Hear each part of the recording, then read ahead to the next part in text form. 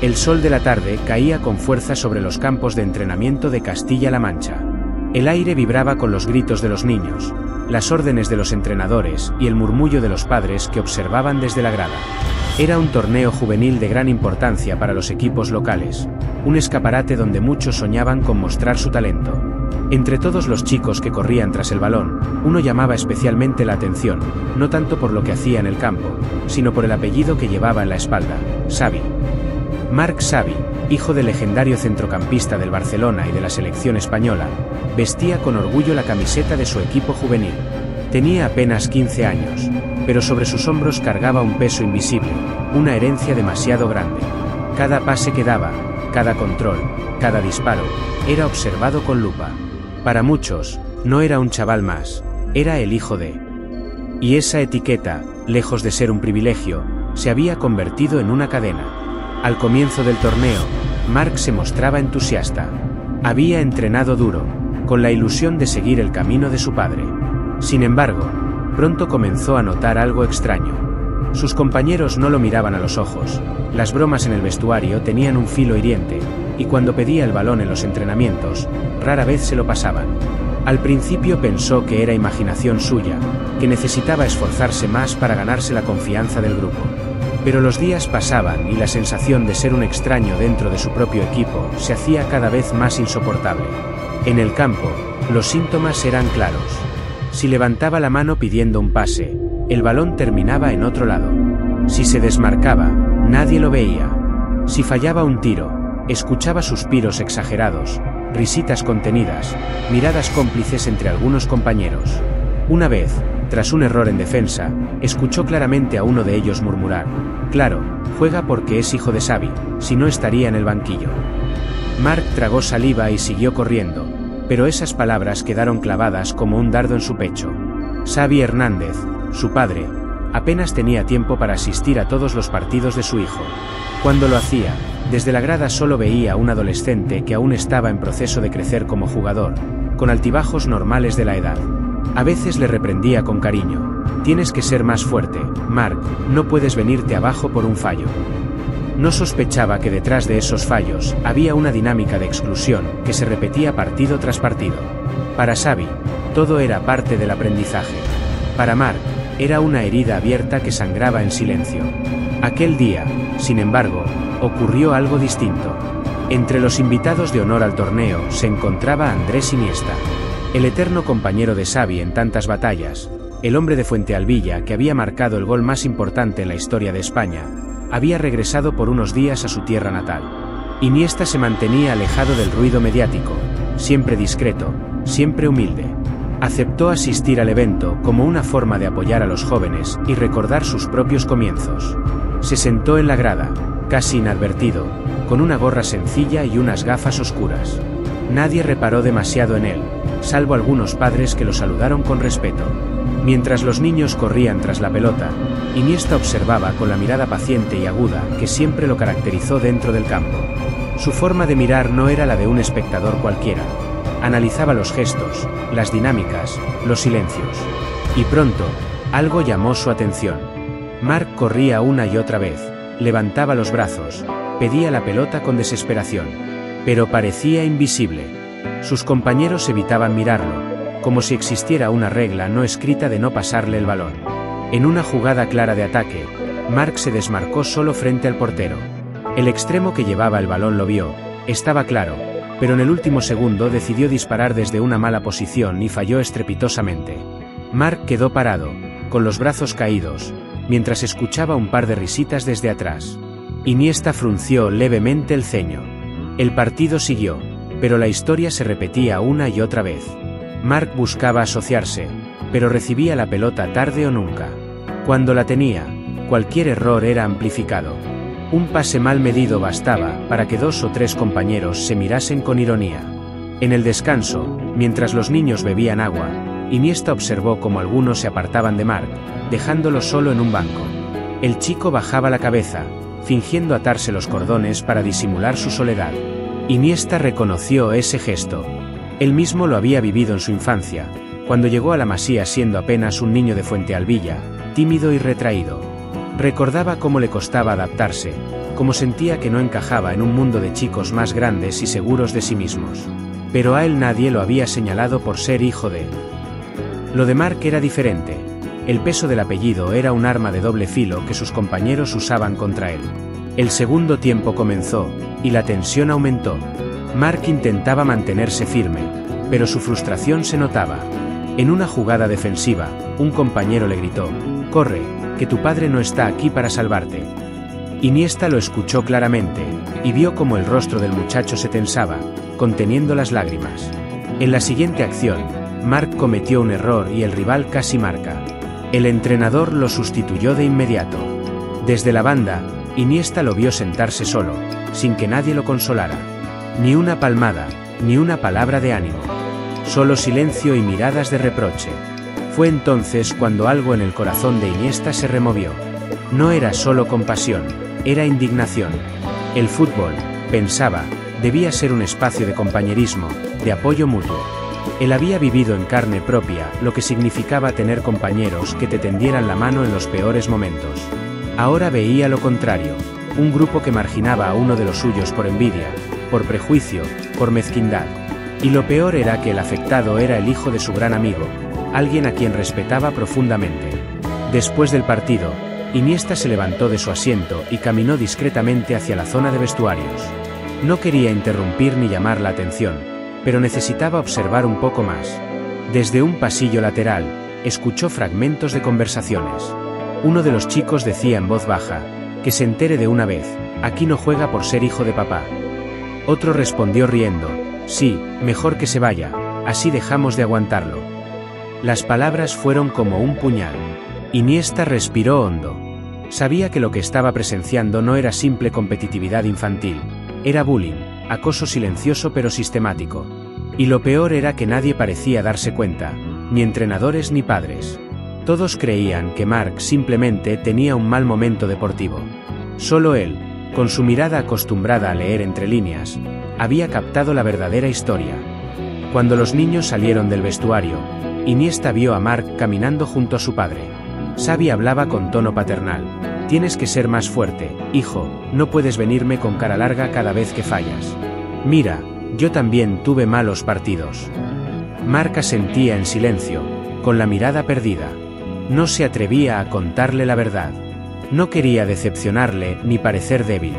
Iniesta se quedó a cierta distancia, observando esa escena con un nudo en la garganta. Conocía demasiado bien a Xavi, un hombre recto, exigente, que había alcanzado la cima del fútbol mundial con disciplina y esfuerzo. Estaba seguro de que, si supiera la verdad, no permitiría nunca que su hijo pasara por aquello.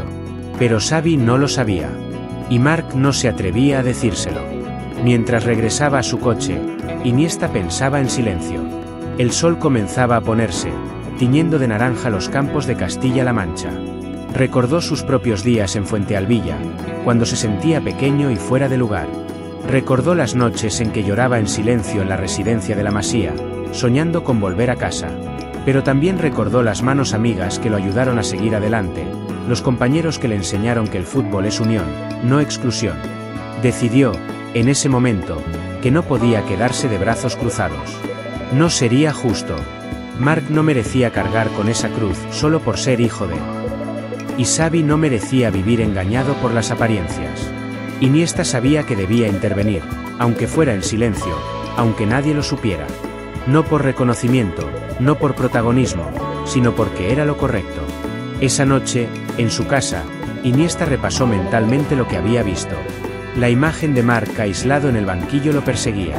También las palabras crueles de los compañeros en el vestuario. Sintió una mezcla de tristeza y determinación. Cogió su libreta, esa donde a veces escribía pensamientos y reflexiones, y anotó: no mirar hacia otro lado. Buscar la verdad. Proteger al que está solo. Era el inicio de algo más grande. Iniesta no lo sabía aún, pero aquella decisión lo llevaría a descubrir una red de silencios, complicidades y miedos dentro del fútbol juvenil.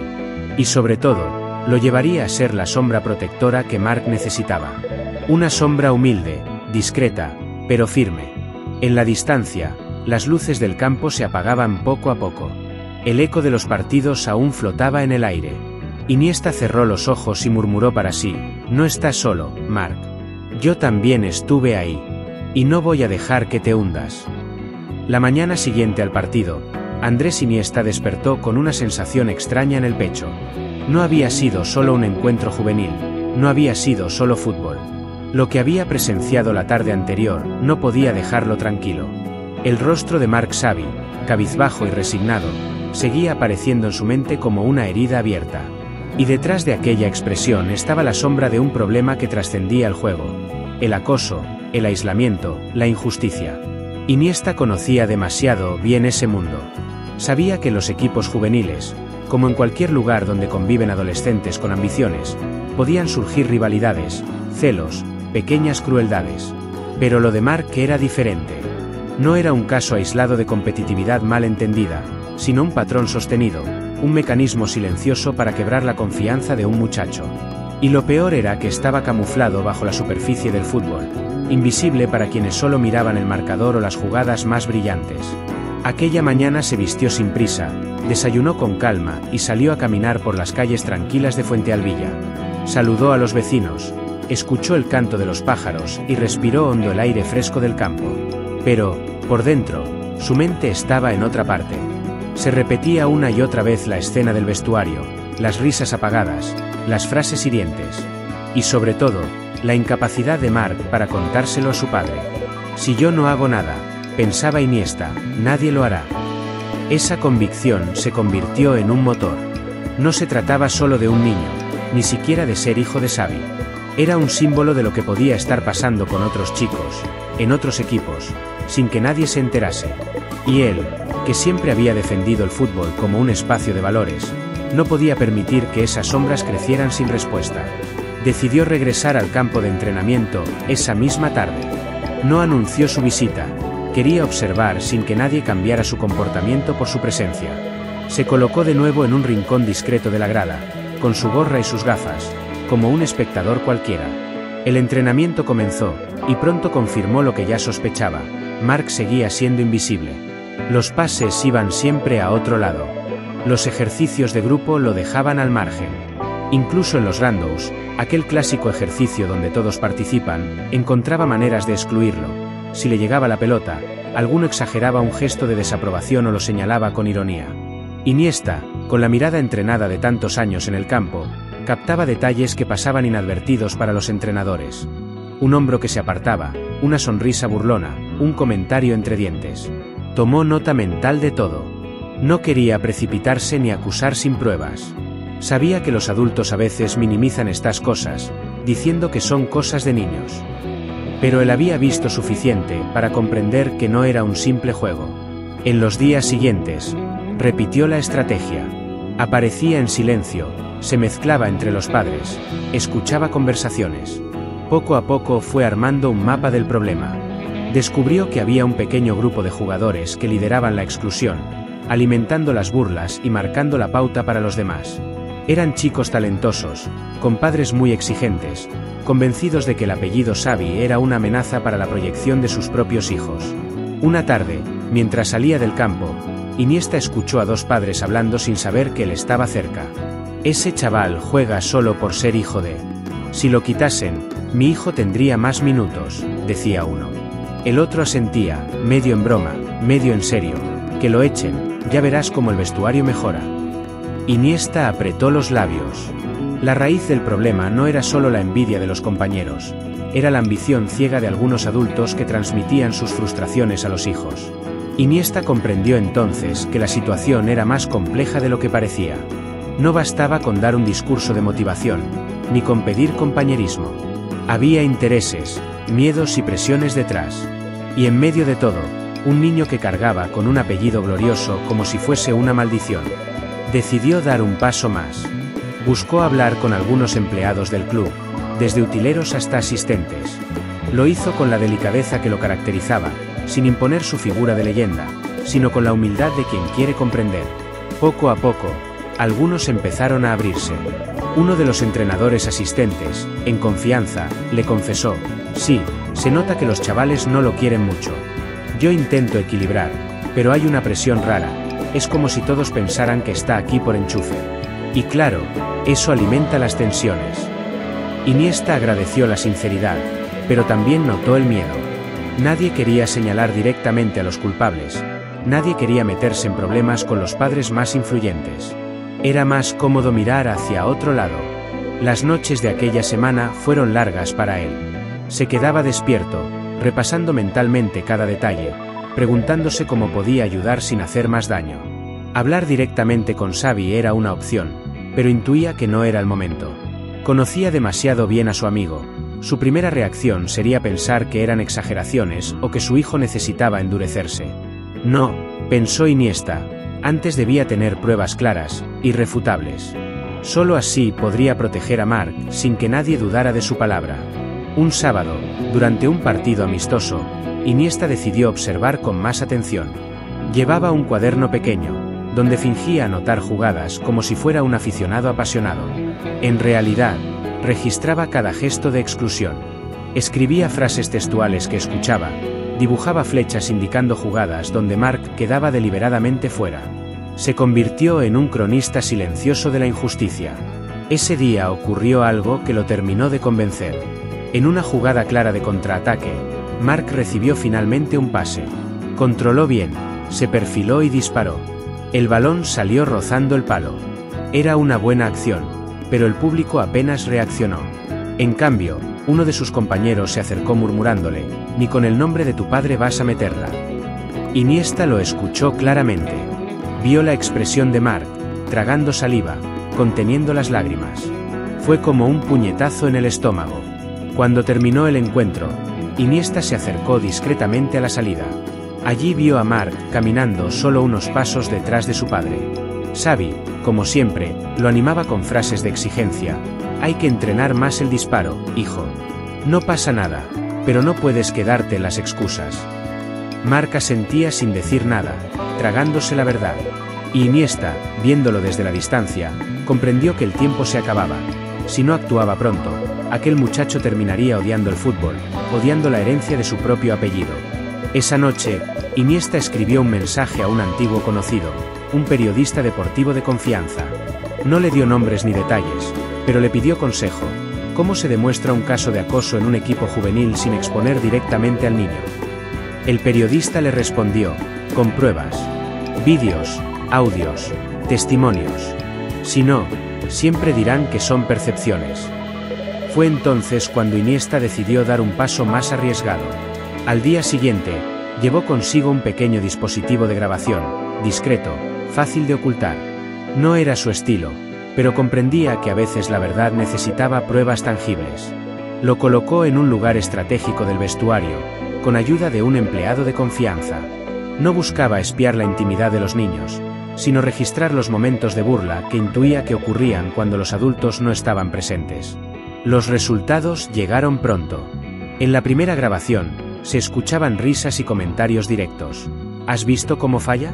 Menudo paquete, solo está aquí por ser hijo de... Otra voz añadía: que se largue ya, así tendremos más sitio para los de verdad. Iniesta escuchó aquello con el corazón encogido. Era la confirmación de lo que había visto con sus propios ojos.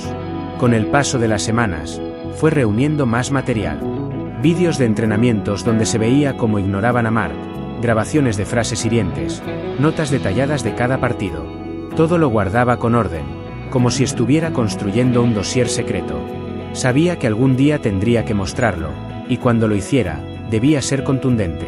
Mientras tanto, buscaba acercarse a Marc sin levantar sospechas. Un día, en un descanso, lo encontró sentado solo en la grada. Se sentó a su lado, con la naturalidad de quien no quiere imponer nada. «¿Cómo estás, chaval?», le preguntó. Marc lo miró sorprendido. No todos los días uno tenía a Iniesta al lado. Dudó unos segundos antes de responder: «Bien, supongo». Iniesta sonrió con suavidad. «A veces el campo puede ser muy grande, ¿verdad? Yo también lo sentí cuando era niño. Créeme, no estás solo».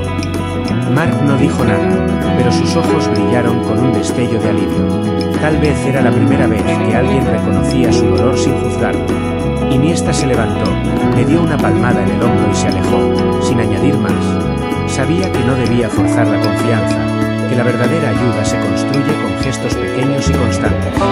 Así, poco a poco, Su investigación silenciosa se convirtió en un compromiso personal. No era solo un observador, era el guardián invisible de aquel muchacho. Y aunque nadie más lo sabía, Andrés Iniesta había decidido luchar contra esa sombra, con las armas que mejor conocía: paciencia, discreción y verdad. Al final de aquel mes, mientras ordenaba sus notas y grabaciones, miró el conjunto de pruebas reunidas. Era suficiente para desenmascarar lo que estaba ocurriendo. Pero aún quedaba un paso más: elegir el momento adecuado para mostrarlo, el instante en que todos pudieran verlo con sus propios ojos. Y en su mente empezó a dibujarse una idea. Un partido especial, con padres, entrenadores y público. Un escenario donde la verdad saliera a la luz sin necesidad de discursos. Un día en que Marc dejaría de ser invisible. Iniesta cerró su cuaderno, respiró hondo y pensó: la verdad saldrá, pero debe hacerlo en el momento justo. Y yo estaré ahí para que nadie pueda negarla. El amanecer de aquel domingo llegó cargado de una tensión especial. No era un día cualquiera. El club juvenil había organizado el partido de familias, un evento pensado para acercar a los padres al entorno del equipo, mostrar los progresos de los chicos y, de paso, estrechar vínculos. Para muchos era solo una excusa para pasar un día diferente, con risas y convivencia. Para Andrés Iniesta, en cambio, era la oportunidad que había estado esperando. Durante semanas había recopilado pruebas en silencio, observando, anotando, grabando. Había visto con sus propios ojos cómo Marc Xavi era aislado, ridiculizado, convertido en chivo expiatorio por un grupo de compañeros envidiosos. Había escuchado las voces de los padres que alimentaban el veneno de la comparación, cegados por sus ambiciones. Y había sentido la impotencia de un niño cargando con un apellido glorioso como si fuese un castigo. Todo eso había quedado registrado, guardado en un dossier silencioso que aguardaba el momento de salir a la luz. Ese día sería distinto. No necesitaría mostrar documentos, porque la verdad se revelaría sola, delante de todos. Iniesta llegó temprano al campo. Vestía de manera sencilla, como siempre, con una sudadera gris y unos vaqueros. Saludó con cordialidad a los organizadores, y se mezcló entre los padres sin llamar la atención. No quería ser el protagonista, su misión era otra: ser testigo y catalizador. Desde la grada, contempló cómo los chicos calentaban, entre risas nerviosas y comentarios que solo ellos entendían.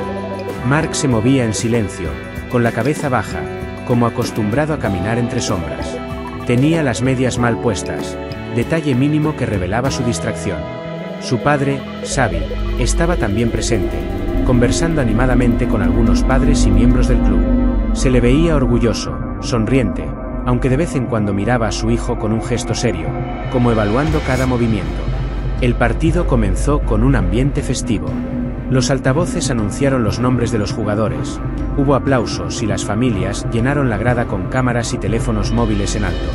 Desde los primeros minutos, Iniesta supo que sus sospechas se confirmarían. Marc pidió el balón en varias ocasiones, levantando el brazo con decisión. Sus compañeros, sin embargo, lo ignoraban sistemáticamente. En una jugada clara por la banda, un extremo lo vio desmarcado, pero eligió centrar a un compañero peor posicionado. La jugada terminó en nada. Desde la grada, algunos padres murmuraron: «Qué raro, si estaba solo». Iniesta lo anotó mentalmente. Las grietas comenzaban a mostrarse. La dinámica se repitió una y otra vez. Marc corría, se ofrecía, se desmarcaba con inteligencia, pero la pelota le rehuía. Cuando finalmente la recibía, lo hacía en situaciones imposibles. Un pase forzado, una entrega tardía, un balón dividido. Y si cometía un error, las miradas de reproche caían sobre él como un peso insoportable. Iniesta, con los brazos cruzados, sentía una mezcla de indignación y calma. Indignación por la injusticia, calma porque sabía que, poco a poco, la verdad estaba quedando expuesta. En el minuto 20, ocurrió el primer momento revelador. Marc se desmarcó a la perfección, quedando solo frente al portero rival. El mediocampista que llevaba la pelota lo vio claramente, era la opción más obvia. Pero, en el último segundo, decidió chutar desde lejos, enviando el balón muy por encima del travesaño. Desde la grada, hubo un murmullo de decepción. Xavi, confundido, levantó las manos como diciendo: ¿por qué no se la pasó? Iniesta lo observó. Aquella chispa de duda en el rostro de su amigo era lo que necesitaba. El partido continuó, y la tensión aumentaba. Los padres empezaban a percibir que algo no cuadraba. No era normal que un jugador se ofreciera tantas veces y no recibiera el balón.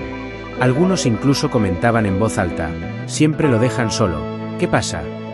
Iniesta permanecía en silencio, dejando que los hechos hablaran por sí mismos. Entonces llegó la jugada que lo cambió todo. Marc volvió a desmarcarse, esta vez dentro del área.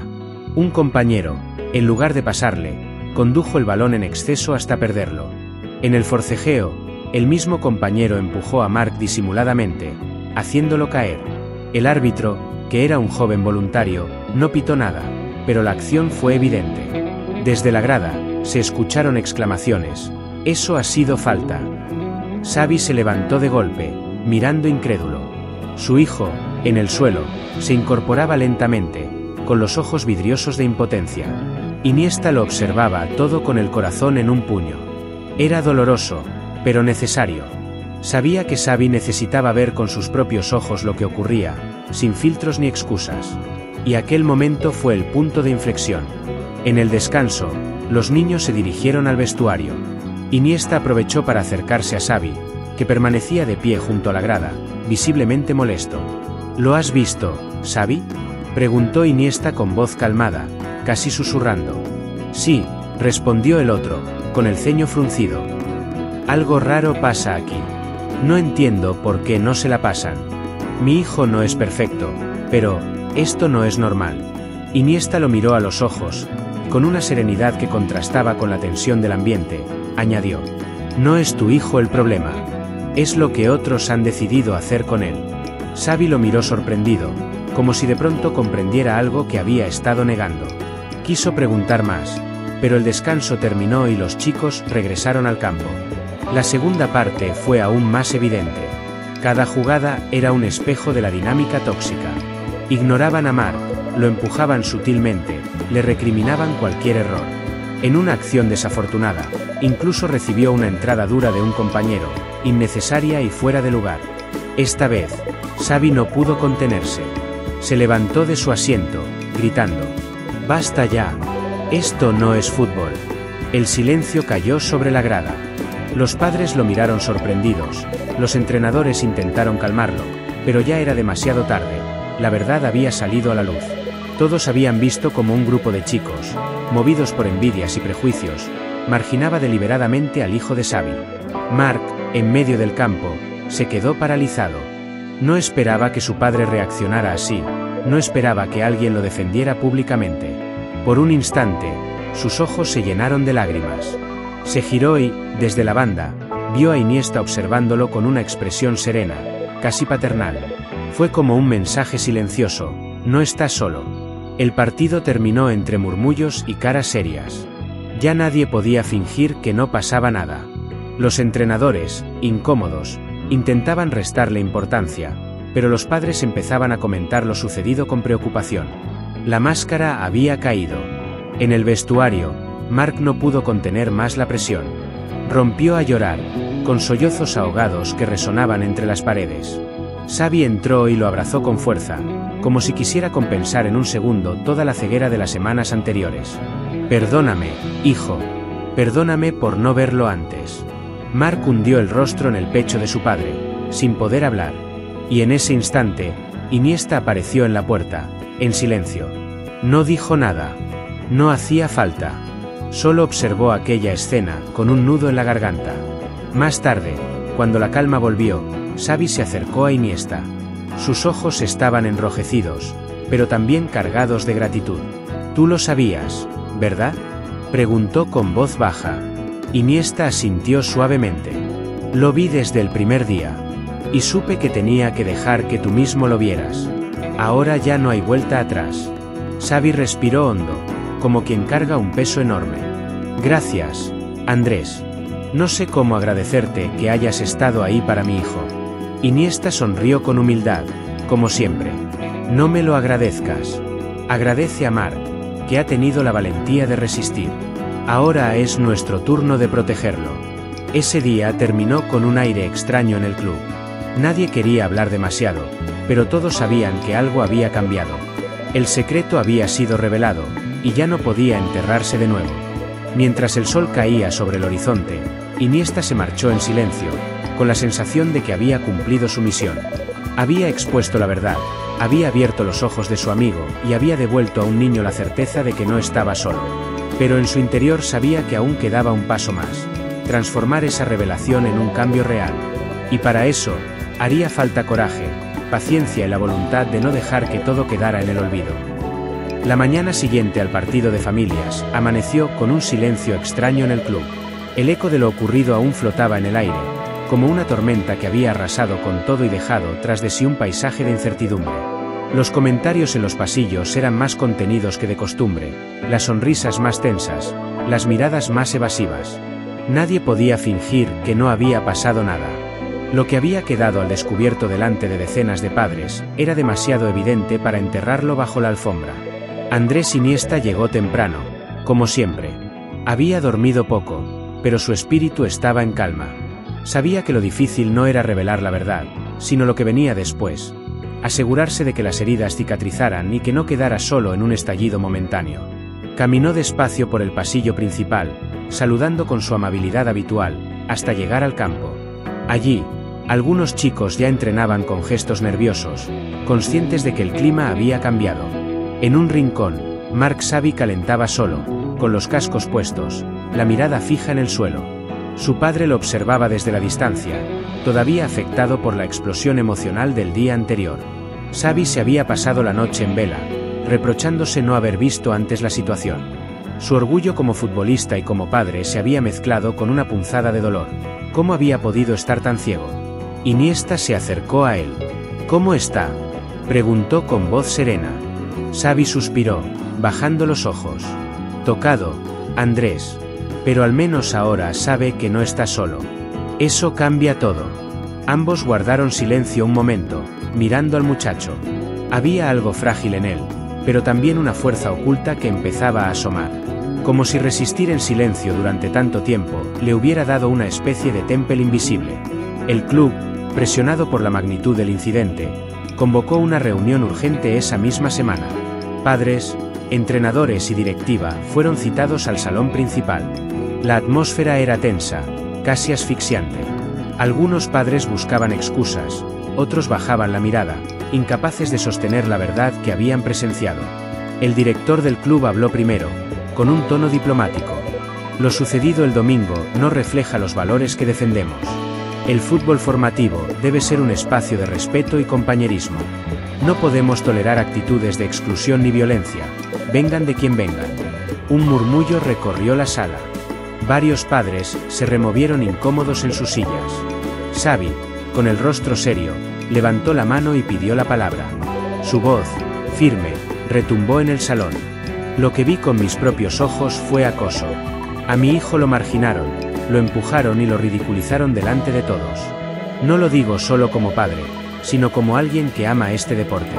Esto no puede volver a pasar, no solo por él, sino por cualquier niño que vista esta camiseta». Hubo un silencio denso, hasta que otro padre se levantó, visiblemente molesto. «Son cosas de críos. Siempre ha habido bromas, peleas, rivalidades. No exageremos». Antes de que la tensión escalara, Iniesta intervino con su calma habitual. Se levantó despacio, se colocó en medio de la sala y habló con esa voz suave pero imposible de ignorar. «No, no son cosas de críos. Yo también fui niño. También sentí la soledad cuando mis compañeros me daban la espalda en mis inicios. Y sé que esas cicatrices pueden durar toda la vida. El fútbol nos enseña a competir, sí, pero nunca a destruir a un compañero. Si dejamos que esto se normalice, estamos matando la esencia del deporte». Sus palabras cayeron como una verdad indiscutible. Muchos padres bajaron la mirada. Algunos entrenadores asintieron en silencio, conscientes de que Iniesta no hablaba desde la teoría, sino desde la experiencia vivida. La directiva, acorralada por la evidencia y por la autoridad moral de Iniesta, anunció medidas concretas. Charlas de convivencia y respeto obligatorias para jugadores y padres. Sanciones deportivas para quienes reincidieran en conductas de acoso. Un nuevo protocolo de seguimiento emocional de los chicos, con psicólogos deportivos involucrados. Era un paso importante, aunque Iniesta sabía que la verdadera transformación no ocurriría de la noche a la mañana. Hacía falta constancia, ejemplo y compromiso. Los entrenamientos de las semanas siguientes fueron un campo de prueba. Los chicos, conscientes de estar bajo la lupa, moderaron sus actitudes. Mark empezó a recibir más pases, aunque al principio de manera forzada, como quien cumple una obligación. Pero poco a poco, algo cambió. El talento del muchacho, tantas veces silenciado, comenzó a brillar. Su control de balón, su visión de juego, su capacidad para moverse entre líneas se hicieron evidentes. Lo que antes parecía un chico torpe se revelaba ahora como un futbolista en ciernes. Un sábado por la mañana se organizó un amistoso contra otro club local. Fue el primer partido tras la tormenta. Las gradas estaban llenas, y entre el público, además de padres y familiares, había periodistas curiosos por la presencia de Iniesta y Xavi. El balón echó a rodar, y desde los primeros minutos, Mark mostró otra cara. No era ya el niño asustado y escondido, sino un jugador decidido a demostrar quién era. En el minuto 15, recibió un pase dentro del área.